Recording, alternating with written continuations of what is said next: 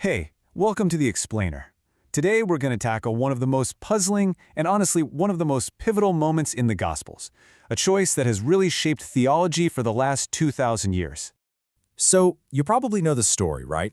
Pontius Pilate stands before the crowd and offers them a choice: release Jesus or release this guy Barabbas, a man locked up for insurrection and murder. And the crowd, they yell for Barabbas. Now, the logic there, choosing a known killer over an innocent man, it's always felt a little strange, hasn't it? What if there's way more going on in this story than we usually assume? Okay, so to get to the bottom of this puzzle, we've got to first look at the usual explanation and see why, for a lot of people, it just doesn't quite add up. For centuries, the go-to explanation has been this idea called penal substitution. It's basically a legal argument. Barabbas is guilty, he deserves death. Jesus is innocent, but he steps in and takes the punishment for him. It's a clean one-for-one swap. Simple enough. But here's the thing. If it's just a straightforward legal exchange, why all the public drama?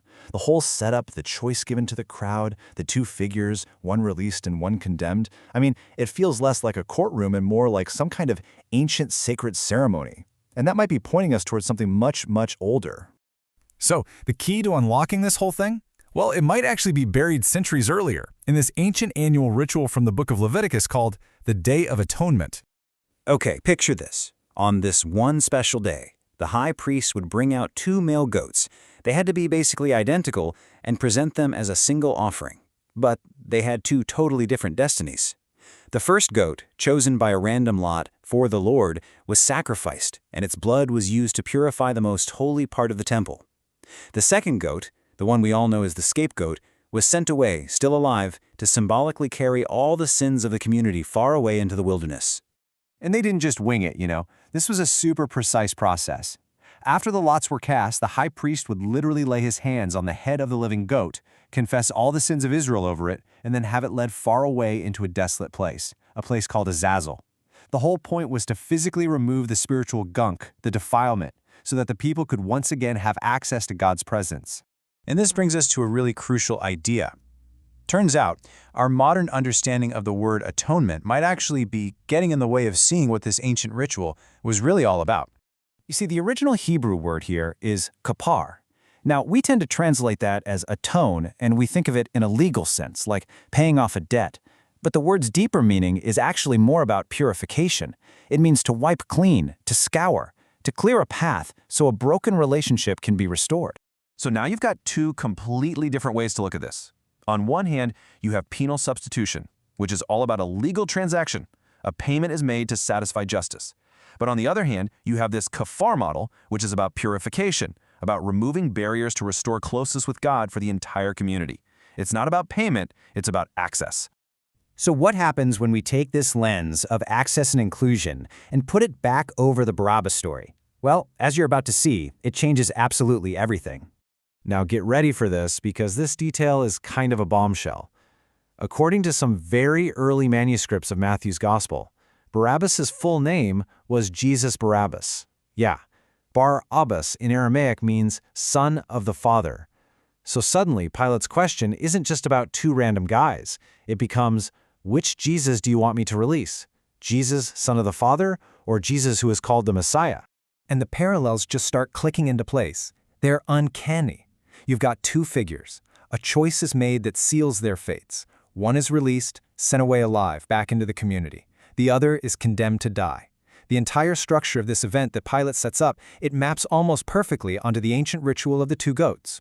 And get this, where it all happened is another massive clue.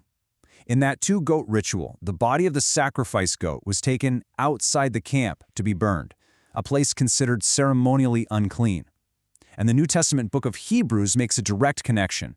It points out that Jesus was executed outside the city gate, in that exact same symbolic space of exclusion.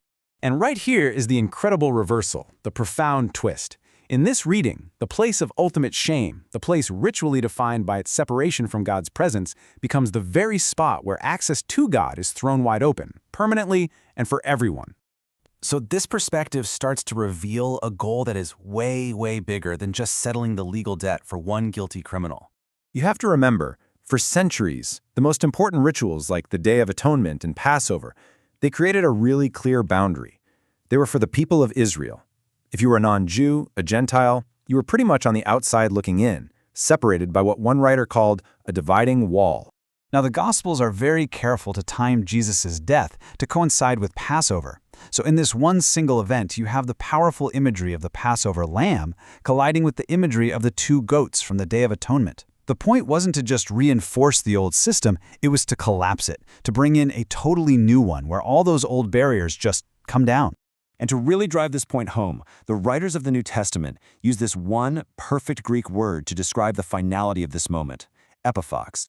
It means once for all. Think about it. The Day of Atonement had to be repeated every single year, which showed that the access it created was temporary and limited. But epipax means this act was totally different. It was singular, it was definitive, and it was permanent. The way into God's presence was no longer restricted, but blown wide open. Which leaves us with a final thought to chew on. What if the story of Barabbas isn't really about a divine legal transaction at all? What if instead, it's the dramatic story of a door being torn right off its hinges, a door that once separated humanity from God and people from each other, and then thrown open, once and for all?